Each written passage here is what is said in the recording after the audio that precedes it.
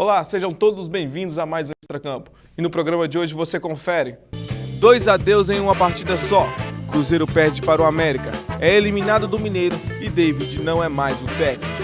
Atlético espanta zebra. Lucas Prato e Rafael Carioca levam o time a mais uma final. Isso e muito mais você confere agora no seu Extracampo.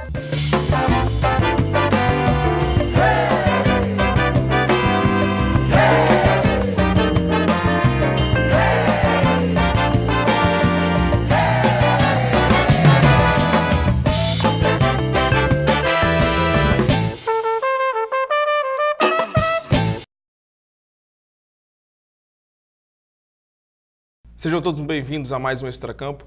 E no programa de hoje eu já quero convidar você a participar conosco. Deixa lá o seu comentário no Facebook, facebook.com/tvunivale, para a gente continuar vindo aqui toda terça-feira, fazendo o melhor do Extracampo, fazendo o melhor programa de esportes para você, telespectador. E antes de começar a falar sobre futebol, falar sobre a bola que rolou no final de semana, apresentar os nossos convidados de hoje. André, seja mais uma vez bem-vindo a participar aí. Tem algum destaque desse fim de semana? Olá, Jefferson, já apresentando, né, o nosso terceiro componente da bancada, né, grande Nicomedes Felício, está dando outra aula aqui pra gente, né? Nosso mestre e professor. Ao pessoal que está assistindo, né, agora ao vivo, então na reprise daqui do Extracampo, na TV Univale. A gente podia falar tanta coisa, né, do fim de semana, classificação do Atlético, esse empate melancólico do Cruzeiro, a saída do David, quem que vai vir e tal, mas eu vou dar um destaque para uma cena grotesca que aconteceu esse fim de semana, que foi no Vasco e Flamengo, em Manaus.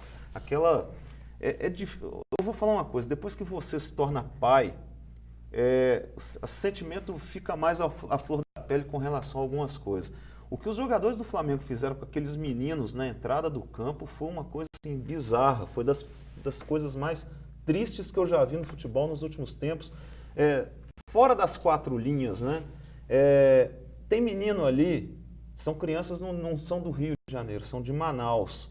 Tem menino ali que provavelmente só vai rever o time do Flamengo, os ídolos deles novamente, quando tiverem talvez seus 18 anos, quando forem viajar para o Rio de Janeiro. Quando é que o Flamengo vai voltar a Manaus? Né? E quando voltar, quantos daqueles meninos estarão ali de novo? Então foi o destaque trágico. A gente reclama aqui, o destaque foi a goleada que determinado time tomou, que fez tal. Geralmente é do futebol. Hoje eu estou dos destaques mais trágicos, mais lamentáveis que eu já vi no futebol. Nico, seja mais uma vez bem-vindo aqui para participar conosco. O nosso mestre veio dar aula aqui para a gente hoje. Vim aprender. Bom dia, Jefferson, o André, o telespectador, o pessoal de casa.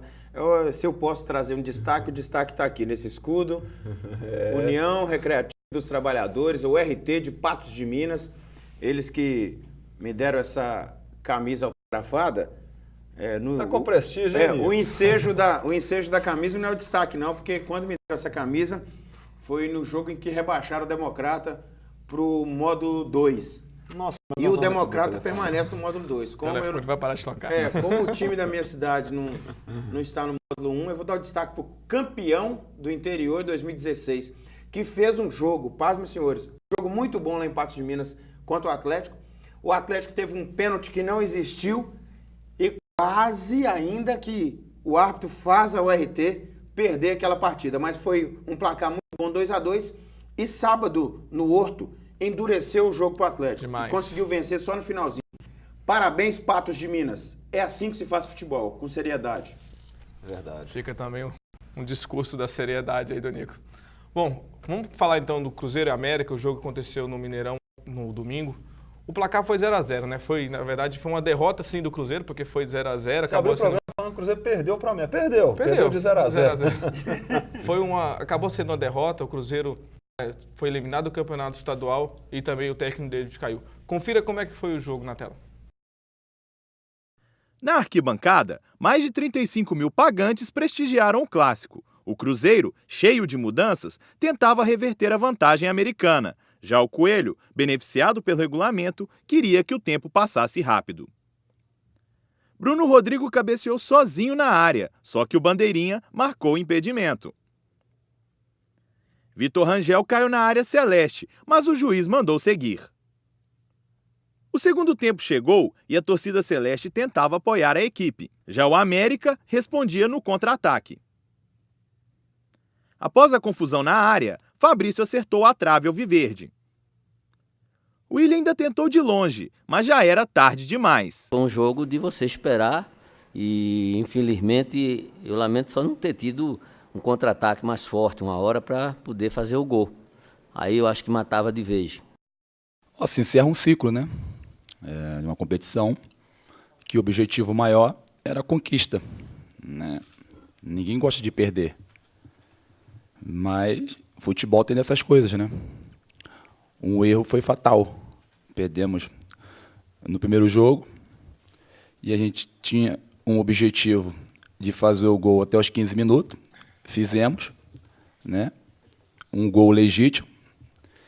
E aí fomos prejudicados, né? Mais uma vez.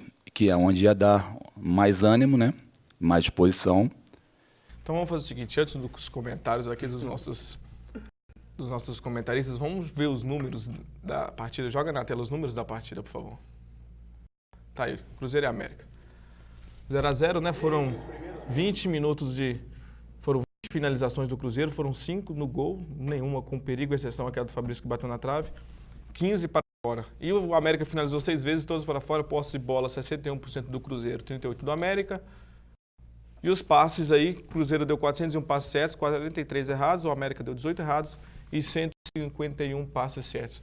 Aqueles que tomaram o cartão amarelo e a formação de cada um. 4-3-3 Cruzeiro e 4-4-2 o do América. Engraçado que não foi um jogo tão violento, né? Para 8 cartões amarelos. Mas acabou saindo assim. O que chamou a atenção nessa estatística aí é a quantidade de passes do Cruzeiro e a quantidade do América. O América tocou menos de 200 vezes, né, a bola ao longo dessa partida. E o Cruzeiro já tocou muito mais do que o dobro. E isso mostra a ineficiência do Cruzeiro nesse quesito. É o toque para toque trás, para o né? lado, Toque para o lado. E que explica muito, né, o que foi essa passagem do David pelo Cruzeiro, né? Não tinha eficiência no ataque, não tinha ligação, era um amontoado de jogadores. E com um detalhe, aliás, outra coisa que eu percebi ali, me lembro que você passou a estatística na semana passada, que o Cruzeiro deu 3 chutes a gol, 3 chutes certos, digamos, né, contra o América. Eu confesso que eu não me lembro, né? E agora foram 5, ou seja, em 180 minutos foram 8 chutes a gol do Cruzeiro certos. É muito pouco. O João Ricardo, ele passou o goleiro do América, está indo para a final do Mineiro com um uniforme limpo. Não precisa nem lavar o próximo jogo. Não precisa lavar, pode usar o mesmo uniforme, porque foi com o uniforme limpo, está indo para a final sem ter feito muito esforço. Foi um espectador de luxo nas 2 partidas. E o problema é que o Cruzeiro vem de uma sequência boa de 2 títulos brasileiros e depois era um time extremamente ofensivo. A marca do Cruzeiro era a velocidade. O Cruzeiro hoje não tem velocidade, não tem criação, não tem uma jogada de improviso. Não tem finalização. Ele não tem o que a gente chama dono do time, aquele que na hora que o time está apertado ele vai lá no volante, toca a bola em mim que eu vou construir. O Cruzeiro não tem isso. Você tem uma opinião muito particular a respeito das contratações, mas eu respeito mas apesar disso eu acho que o Cruzeiro é um elenco muito limitado. Muito limitado. O Cruzeiro não pode entrar para o Campeonato Brasileiro com esse tipo de motivação, com esse tipo de pegada e sobretudo, com este time exclusivamente. É preciso reforço. Independente de quem vai chegar como técnico. Não tem condições de montar um time para fazer frente no Brasileiro, a menos que o Cruzeiro esteja priorizando a Copa do Brasil, que, aliás, iniciou muito mal. Que também está correndo risco. Eu, particularmente, acho o elenco do Cruzeiro muito limitado. Eu me lembro bem da última vez que o Caio Mourão esteve aqui, que ele fez uma observação muito interessante, que a sensação que ele tem sobre esse time do Cruzeiro é de que só tem gente novata.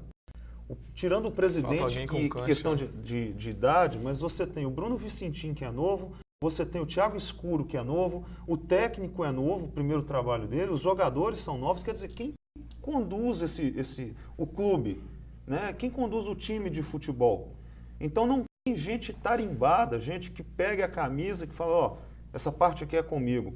É muita gente nova. Eu me lembro bem do Caio Mourão comentando isso e eu tendo a concordar que realmente acontece isso. Então, se este era o problema, o Cruzeiro tem uma grande oportunidade agora com a saída do David de rever essa condição, de pegar um treinador que realmente bata no peito e assuma a condição do time. Esse discurso do David de cada jogo, isso é que irrita o torcedor, Ele não aponta erro de posicionamento, ele não aponta... De falar, fui eu, o erro é meu. É um discurso bem luxemburguiano, né? Vamos dizer assim. E o problema todo disso é que o Cruzeiro, esse treinador que virá, que eu não sei quem é, nem me interessa também por enquanto saber, esse treinador ele tem um desafio muito grande de fazer esse time jogar.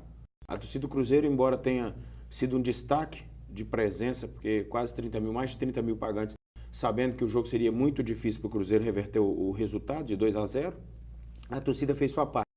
E a torcida foi até paciente, porque esse time do Cruzeiro aí, ele merece muito mais que vai. É um time limitadíssimo, o time não tem brilho, é realmente assustador. Para fazer frente no Brasileiro, repito, já falei aqui há pouco, o Cruzeiro tem que remodelar, mas tem que remodelar muita coisa mesmo. Eu não sou tão extremista de falar, não estou dizendo que seja o seu caso, Nico, mas falar que é todo ruim, claro que tem suas limitações. Por exemplo, o Cruzeiro não tem um camisa 9. Como não tem o camisa 10 também. O camisa 10 também é deficiente, mas, por exemplo, para armação de jogadas, você tem bons jogadores no elenco. Ele não tem o Arrascaeta não é mau jogador, o Arrascaeta é uma porcaria. Eu não acredito que não seja, embora até hoje não tenha demonstrado jogado que jogou, por exemplo, no Defensor do Uruguai. 2 anos. Mas já. é um cara que você sabe que nas mãos certas, com o trabalho, com a preparação, com o conhecimento do grupo, com a pré-temporada que foi jogada no lixo este ano, você sabe que é um jogador que pode render muito mais, que pode ser uma liderança dentro desse grupo e que é novo. O Lucas Romero, que chegou depois, mesmo nas mãos do David, é um jogador que mostrou um valor enorme. Eu já disse aqui, talvez seja um dos melhores volantes que estejam atuando hoje no futebol brasileiro.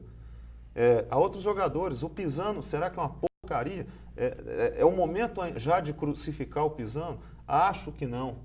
E aí a gente entra naquele dilema, né? Havia um treinador que não conseguiu formar um grupo. Um grupo ruim expõe, com jogadores ruins, expõe, né, aqueles que têm qualidade, né? Joga para baixo aqueles que têm qualidade. Um bom grupo, um bom time, eleva aqueles que têm um futebol ruim. A política do Cruzeiro, na minha opinião, foi simples. David, a gente vai te dar o Campeonato Mineiro para você tentar ser treinador. Não nos exige contratação, que a gente não vai mexer no caixa.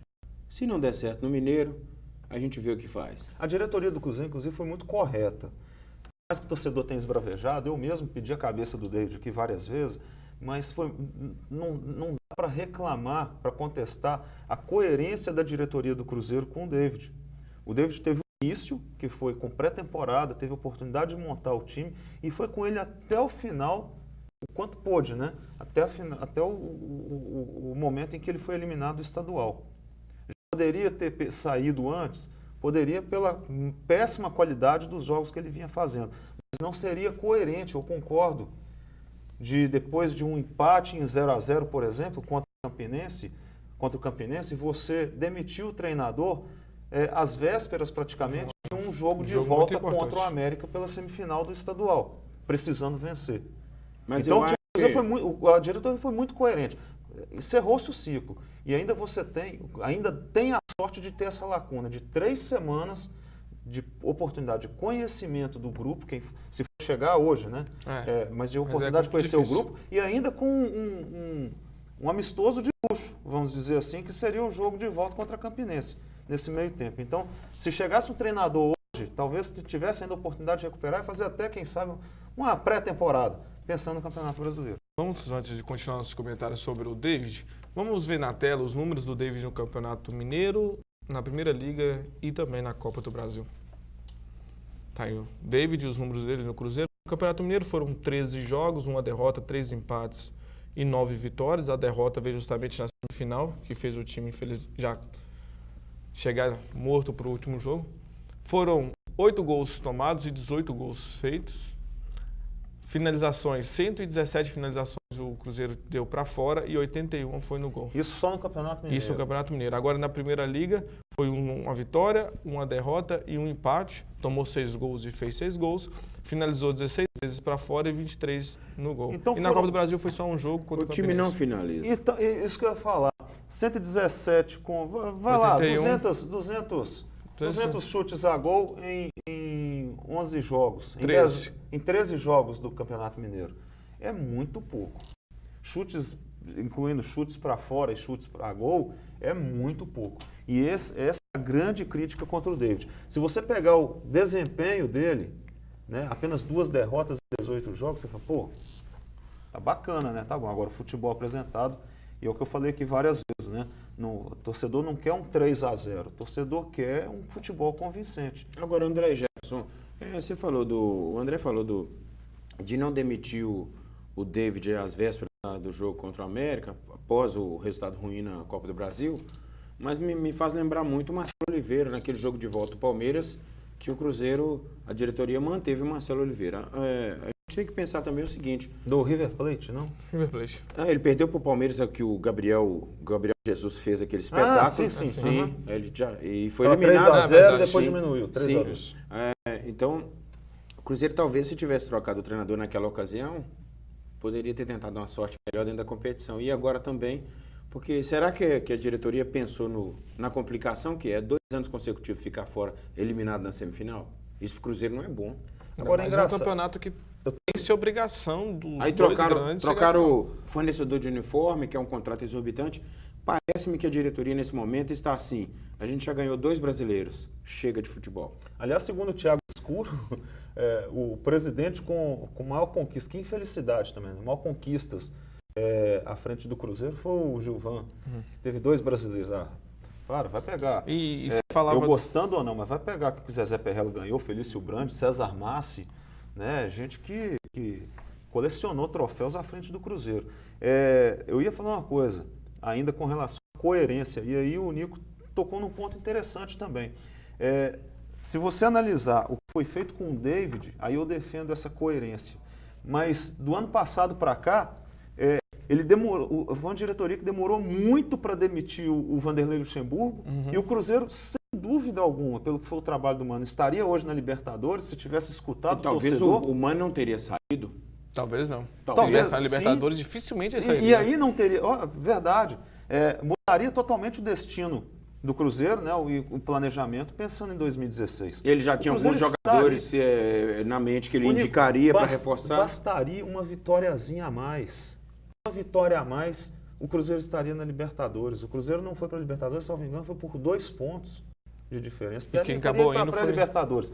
E a torcida insistindo, tira o Luxemburgo. Mantiveram o Luxemburgo, tiveram uma paciência de Jó com o Luxemburgo, não tiveram a mesma paciência com o Marcelo Oliveira, embora você diga que talvez logo depois do jogo contra o River, mas era um time também que estava aborrecendo o torcedor. O torcedor não atribuía a culpa ao Marcelo Oliveira, Sim. em sua maioria. Você vai se lembrar aqui, por exemplo, da minha lamentação à época da saída do Marcelo Oliveira. E por coerência, eu não acho que seja um nome hoje para assumir o Cruzeiro. Aquela ocasião eu dizia que era o momento de sair, porque por causa do desgaste. Entre o jogo do River com o jogo do Palmeiras, que tipo de trabalho que ele fez com o grupo? Não tem mais clima, ali já estava ali já tinha desgastada a relação. Mas muito mais, ali eu falo que o elenco era muito limitado. Até muito mais que hoje. Saiu Marcelo Moreno, veio Riascos. Daí você tira o que foi aquilo? A diretoria Riasco, mas tá jogando bola. O Riasco tá jogando bola. Ele tá jogando bola. O zagueiro, né? Do Flamengo lá. Mas não carioquinha, né? A diretoria do Cruzeiro que está atrás do novo treinador, e se fala na possibilidade do nome de Jorginho ou Ricardo Gomes, todos os dois trabalhando no Rio e finalistas do Campeonato Carioca. Já ventilou a possibilidade de Abel Braga, mas pelo que se ouve falar também já foi cortada a possibilidade tanto dele quanto do Sampaoli e outros nomes mais experientes. O diretor já chegou a procurar o Sampaoli, mas é inviável, não é para o futebol brasileiro. Deve para a Itália, né? Segundo as informações que se ouve falar, que o Cruzeiro espera até o final de semana para anunciar o treinador e provavelmente eles devem esperar até o início da primeira final do Campeonato Carioca na tentativa de anunciar o Jorginho. Agora, olha só, você que está bem informado. Ele vai anunciar o treinador que perdeu o Clássico ou que ganhar? Não sei. A preferência dele é o Jorginho, né? A preferência do Cruzeiro é o Jorginho. Vamos ver. Então tem que torcer para ele perder. Vamos fazer o seguinte, a gente vai parar um pouco agora. Vamos fazer uma pausa aqui no Extracampo. A gente volta daqui a pouco para falar um pouco sobre o Atlético. Também tem a Libertadores amanhã. O Atlético joga contra o Racing. A gente volta daqui a pouco.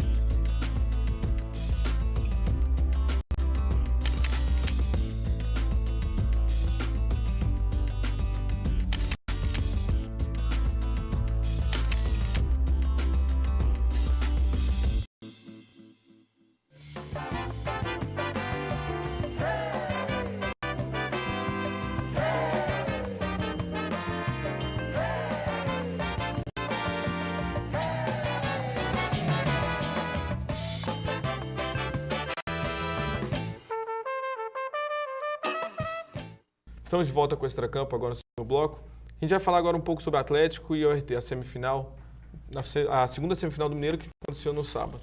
O Atlético que recebeu o RT em casa no sábado e se deu bem. 2-0 para o Atlético, 2 gols no segundo tempo, Lucas Prato e Rafael Carioca. Confere como é que foi o jogo. Desde os primeiros minutos já dava para notar que a estratégia da URT era de segurar o Galo e acreditar nas rápidas investidas de Jonathan Balotelli nos contra-ataques. Sempre jogando na frente, o Galo tinha muitas dificuldades para vencer o bloqueio do time de Patos de Minas. Tentou por várias vezes chegar, mas tinha pela frente o ótimo goleiro Fulman, um dos destaques da partida. Na etapa complementar, era de se esperar que a URT, que precisava da vitória, fosse mais à frente. Mas quem dominou as ações mais uma vez foi o Atlético, que precisava apenas do empate para ir à final. E Vitor andou salvando o Galo. E na melhor chance do jogo, até então aos 18 do segundo tempo, Robinho fez ótima jogada e cruzou para Lucas Prato desperdiçar. E o jogo estava ficando dramático para o Atlético. A estratégia cautelosa da URT, que apresentava uma marcação implacável, deu certo até os 26 do segundo tempo. Aí apareceu ele, que nunca desiste, para deixar a torcida aliviada. Mas Prato, dessa vez, não perdoou para o delírio no Independência. 1-0. Aí veio o gol para definir já no finzinho. Rafael Carioca ajeitou e chutou no cantinho de Fulman para explodir o Independência. 2-0. Esta é a 10ª vez consecutiva que o Atlético chega a uma final de Campeonato Mineiro. Mais uma vez o time mostrou sua qualidade e logrou uma vitória importante que nos posiciona na final y bueno, ahora ya mismo tenemos que dejar atrás esa victoria y comenzar a pensar en cuarta-feira. Tá aí, que já pensando no Racing, no Aguirre, mas antes de comentarmos aqui, antes dos nossos comentaristas falarem um pouco sobre o jogo, vamos nos números da partida, coloca na tela. Atlético 2, 0 no RT, aos 26 do segundo tempo e aos 46 do segundo tempo. Lucas Prato e Rafael Carioca foram 6 finalizações certas do Atlético, 13 para fora. A URT, 6 finalizações erradas e 2 certas. O Atlético teve muito mais posse de bola, 73% contra 26% da URT. Os que tomaram o cartão amarelo, né, pelo Galo, Leandro Donizete, Erasmo Lucas Silva, Mauro, Carlos Magno e Marcos Antônio pelo RT. Posso falar uma coisa aqui Pode. em nome do Diego Aguirre? Pode. Nós temos que cambiar melhor a partida do equipo, né? Traduzindo aqui, esse portunhol, tem que mexer melhor no time. Não dá. Foi o vaiado. grande... Foi vaiado. É brincadeira, é o calcanhar de Aquiles desse time do Atlético, é o próprio treinador. É engraçado isso. Que né? já o fora no Internacional. Sim, Que tinha um timaço. o Valdívia destruindo no Internacional e ela nem colocava o Valdívia não estava nem relacionado. Hoje é um jogador que nem joga tanto assim pelo Internacional, mas, por exemplo, tinha o Sacha, que jogava naquela época, estava fazendo muito Sim. gol, e direto o Nilmar, por exemplo, que não estava fazendo gol nenhum, era titular, e o Sacha nem no banco ficava às vezes. E assim, esse jogo contra a URT, A grande URT de 2-0, Nicomedes Feliz. vou usar de novo a expressão que eu tenho falado esse ano em homenagem ao David. Que vitória mentirosa, esses 2-0. Um gol foi aos 26, né? Do segundo tempo, e o outro aos 46. E outro aos 46 do segundo tempo. Já no apagar das luzes, o gol do Rafael Carioca. Quando a URT já Olha- tinha equilibrado o jogo quando saiu esse segundo gol. Tava com o jogo equilibrado, o Atlético não tinha poder ofensivo. Essa posse de bola, ela foi estéreo. Esse 73% de posse de bola aí não foi aquele sufoco. É a mesma posse de bola do Cruzeiro, é a mesma coisa. Não foi aquele sufoco que normalmente o Atlético dá no Horto, não. O time jogou bem certinho. E é um time, esse time do Atlético, claro que quando você entra num mata-mata, a situação pode mudar totalmente, né? Uma Libertadores, por exemplo. Eu acredito que o espírito de Libertadores possa vir a falar mais alto, o Atlético tem todas as chances de conquistar, né? Pode acontecer isso. Acredito que isso seja, hoje, o Atlético é candidatíssimo ao título da Libertadores? Acho que não. E muito em função dessa água com açúcar que é o Atlético de vez em quando. Aparenta ser um time encorpado, um time forte, mas vai lá, não tem uma pressão sobre o adversário, não tem um jogo, né, que seja preponderante sobre o adversário. E é o que eu disse, eu acho que muito em função do que o treinador faz ali na beira do campo. Agora, André, até que ponto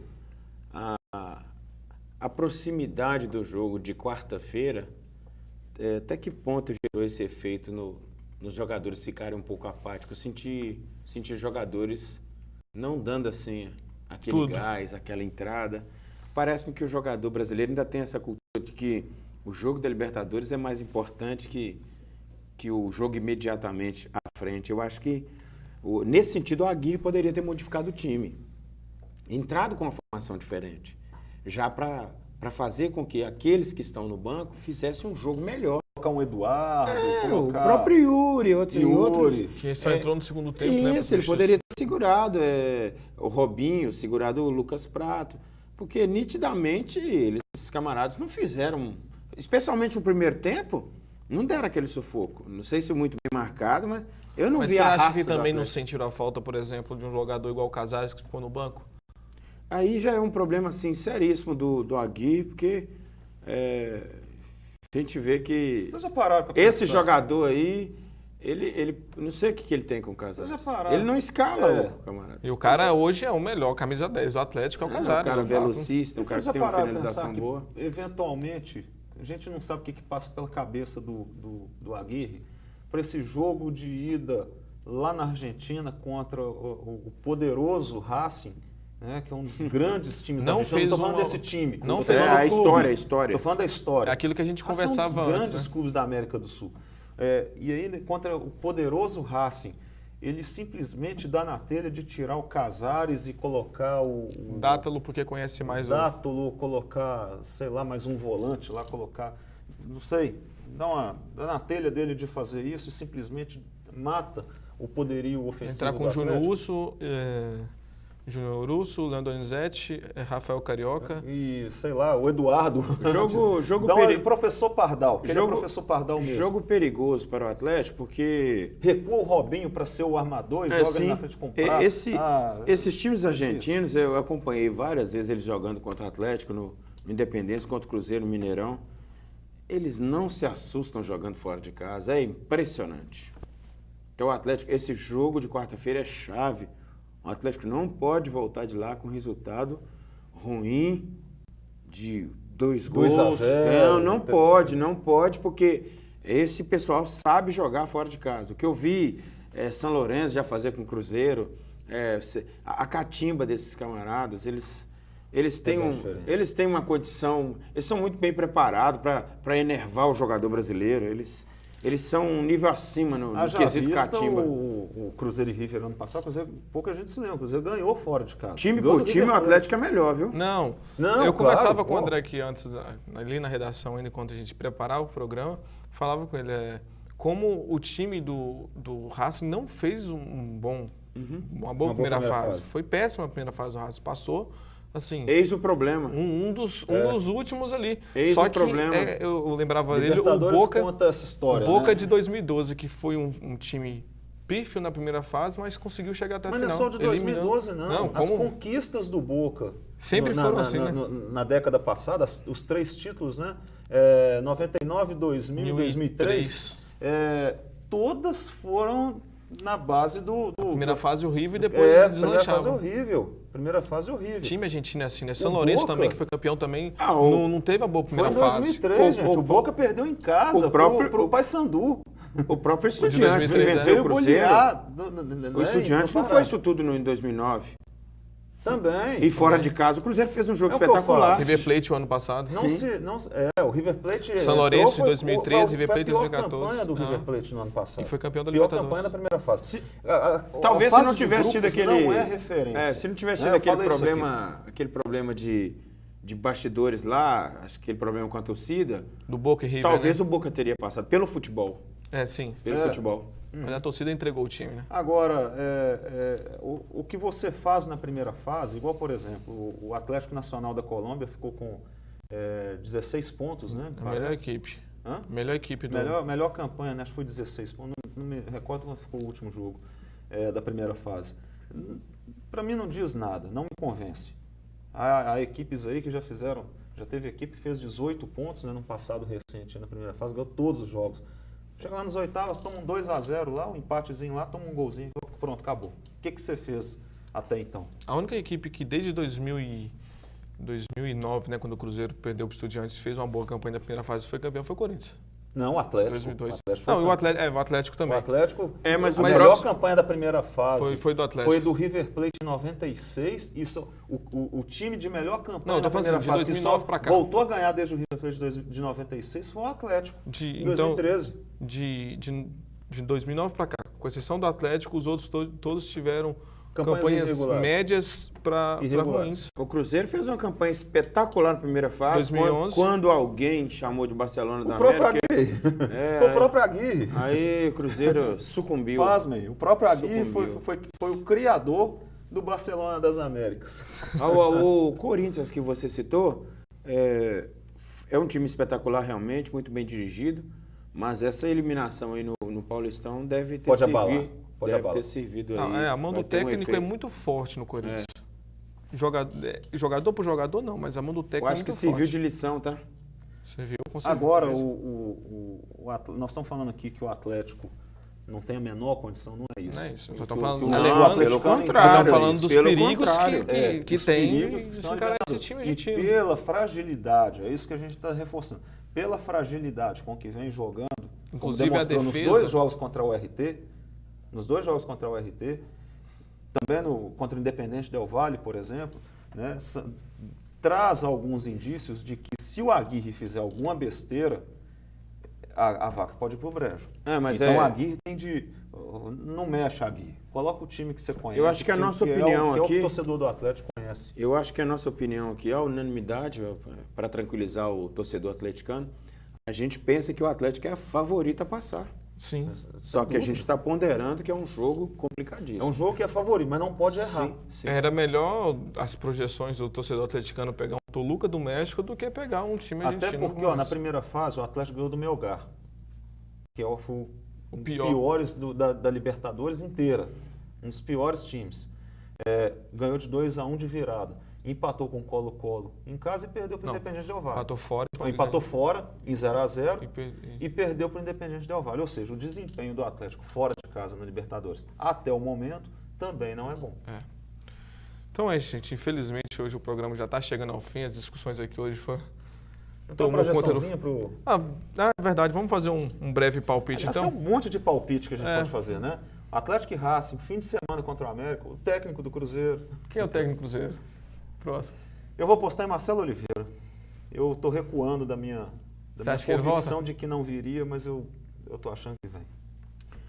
Eu já tinha falado para ele em off que eu apostava no Marcelo Oliveira, porque foi o primeiro que a diretoria Se o professor negou. falou, eu aceitei. Foi o primeiro que a diretoria negou. Quando eles negam é porque é exatamente o contrário. Se o professor falou Eu com o vou, Marcelo, eu vou ficar, aceitar. eu vou ficar em cima do muro nessa. E ele está em BH, segundo informações que eu vou chegar Ele para mora em BH, coitado. Tem que estar onde? Atlético e Em São Paulo? América, final de semana. Nesse final de semana, precisa dar um América. resultado. América. Pelo desgaste do Atlético na Libertadores, esse primeiro Tá entre jogo as duas eu partidas. aposto no América. O Tá entre América os vai ter uma dois. semana cheia. Tá entre os dois. Agora jogos. você já fala então de Racing Atlético. Eu acho que vai ser um jogo muito difícil. Eu acho que o Atlético perde essa partida lá. 1-0 Racing, vai. Eu vou dar 0-0 para ajudar o torcedor atleticano aí. Não, mas eu não ajudo o torcedor, não. Só para deixar eles um pouco mais Você felizes. tá ajudando é o time. André, então obrigado aí mais uma vez por participar com a gente. Semana que vem, espero que você voltar aí. Com certeza. E falando, né, quem Coisas sabe boas. com outras notícias, né, do Cruzeiro, boas notícias, né, do clássico. Tomara que seja um bom clássico. Quem sabe chega um grande treinador aí. E viva o Ganso. Nico, obrigado mais uma vez por ter participado, atendido no chamado aí. Você sabe que as portas estão abertas para você vir dar aula pra gente. Com certeza, eu estou sempre aí à disposição também. Aprendo muito aqui. É uma bancada que engrandece o meu trabalho como cronista aqui. Eu tenho passado e recebido as melhores lições. Obrigado pelo convite. As horas de abraço a todos. estágio são nossas. E pra quem não sabe, o Democrata ontem empatou com o Nacional dentro de casa e Péssimo resultado. continua Péssimo como resultado. vice-líder aí do módulo 2 aí da fase final. Joga contra uma Mamoré. Joga Em contra casa, o Maré. novamente. Então, gente, até a próxima semana. Você pode acompanhar o Extracampo de hoje na reprise, que vai ao ar às 7 da noite, amanhã às 6 da manhã, como também pode acompanhar os nossos programas também no YouTube. Só procurar a TV Univale e assistir vários programas que nós temos na grade. É isso aí, até a semana que vem. Tchau.